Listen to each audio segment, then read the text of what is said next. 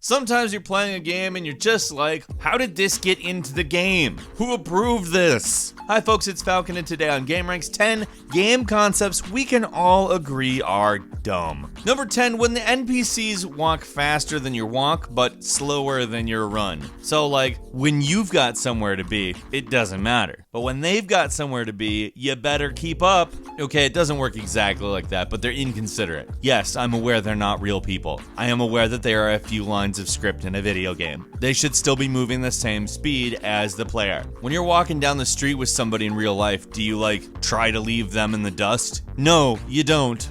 Because nobody does that. That's not how people are. But it is how non-player characters are. Number 9, fast travel is such a great idea in games where there's extensive worlds that you need to cover a lot of ground. But you know how sometimes you can't fast travel because there's an enemy around, except that enemy has not made themselves obvious in any way. You're just like, where is this enemy? I don't want to fight this enemy. I don't care about this enemy. And this enemy apparently doesn't care about me. They're like hanging out in a tree or in a house or something. In the meantime, I'm stuck here. Yeah, I'm talking to you, Bethesda. This is you I'm addressing, Bethesda. There's gotta be some way to get around this. Number 8, solid trees and bushes. Now, that might sound weird on account if you're walking down the street and you try to, let's say, phase through a tree or bush, you can't. It's physically impossible. They're all a solid. That's not exactly what I mean. You see, in games like Grand Theft Auto, there is a lot of things that you can hit with a vehicle, and they either go flying or they fall over. But oftentimes, trees and bushes that are part of the scenery are not like that. In fact, you hit them and it's like you hit a very large boulder. You know, something that takes up so much more space than a bush or a tree, and also is much more solid. I've never seen a bush or a tree that has the consistency of a boulder. Not one time, not in my entire life. Doesn't matter where I've gone, all the trees and bushes have tree and bush consistency. But in video games, unless they want to write a script for those bushes and trees so they fall over, or they make them as separate objects or something, I don't know. Just basically an unstoppable force hitting an immovable object. And then the force that is supposedly unstoppable gets stopped by the immovable object. So I guess it's a stoppable force. So it's not a law of physics, as it turns out. It is annoying though. Number 7, press a button to pick this up. In all seriousness, especially in games with no inventory limits like Wolfenstein, if I walk over some ammo, I should pick that ammo up. I understand it a little bit in games like Fortnite where you've got a limited amount of guns and you swap them out. If it's not like that, don't make me press a button because I'm probably thinking about other things. Probably other things that are in the game. If I want ammo and health, I probably just, touch the ammo and health. It's not like pressing the button makes it more realistic. Like walking through an item or pressing a button on an item. Neither of these things are realistic. There should be no concern whether or not it's realistic or not. Just put the item in my inventory if I touch it. I'll get rid of it if I don't want it. Number 6, when you can't skip a cutscene, especially one before a boss, it makes it really hard to go back and play Final Fantasy X, for instance. And it's not just skipping it. Pausing it would be nice too, because sometimes you hit that boss and it's cutscene time and it's like, I want to come back to this, but if I just walk away during the cutscene, then the boss will start and I don't really want that. And I understand the game is turn-based in Final Fantasy X, but there's just a lack of control in such a situation I don't like. And again, if you could just skip it so that you could start the battle and press pause, that would be great too. Or just skip it and know what the enemy's first move is going to be, for that matter.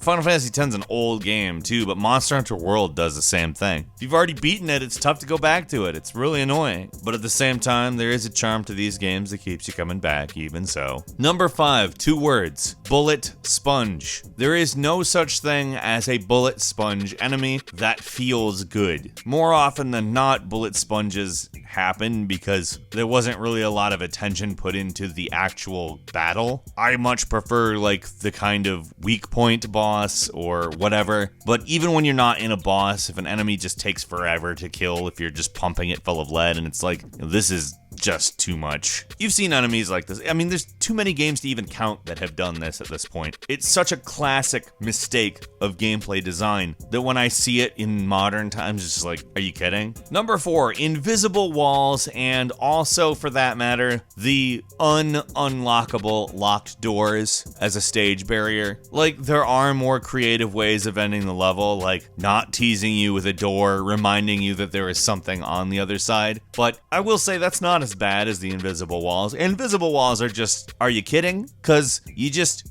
run at nothing.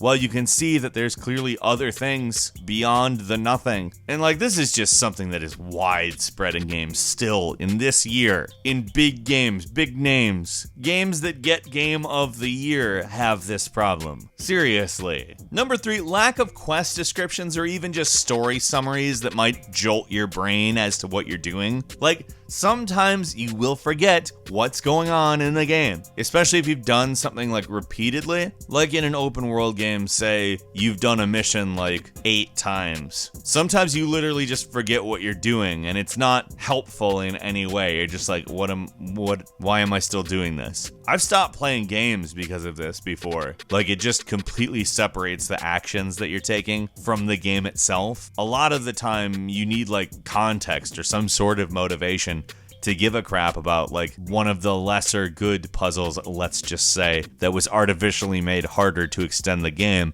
that you want to get past to continue with the important parts of the game. Number 2, water that kills you. You know, just like regular plain old water. H2O, the thing that somewhere you have to drink, otherwise if you're a carbon-based life form in the story, you'll probably die. Yeah, when that water kills you from touching it, you're like this big, badass action hero, buff, Olympian-style destroyer, and like, you accidentally walk into the water and like, oh hey, check it out, I'm dead. Except you don't actually say that part of it. Like, it's usually not recorded in the game dialogue. But everybody around has to know it because you're like floating in the water. Oh, his Achilles heel was, you know, that life-giving substance that everyone has to ingest. We've all got a weakness. And finally, number 1, bad game tutorials. And I'm not talking like game tutorials that don't do their job, because I've very rarely found an actual game tutorial that doesn't tell you what to do. It's more like they tell you how to do a lot of things that they don't need to tell you how to do. Like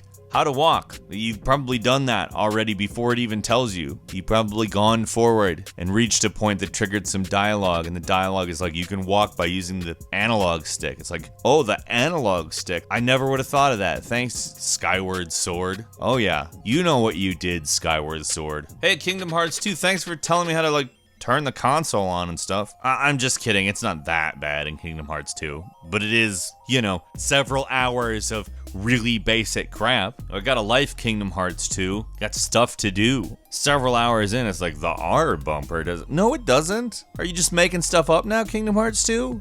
You just want to teach me stuff that isn't even real? Again, I'm making things up about Kingdom Hearts 2. The tutorial is really long in that game. That's what I'm saying. Literally none of us, no gamers, need at any time to learn how to play games. I understand there are people that don't know how to play the game, that's true, but they can figure the basic stuff out. I mean, that stuff is basically self-explanatory. That's the point. That's what makes a bad tutorial. Please stop doing these. All game developers, thanks. What is your least favorite game concept that you know we've all seen? Leave us a comment, let's have a discussion about it. If you like this video, please click like. If you want to see our new videos, which we upload every single day, click subscribe and do not forget to click the notification bell. As always, thank you very much for watching this video. I'm Falcon. You can follow me on Twitter at Falcon the Hero. We'll see you next time, right here on gameranx.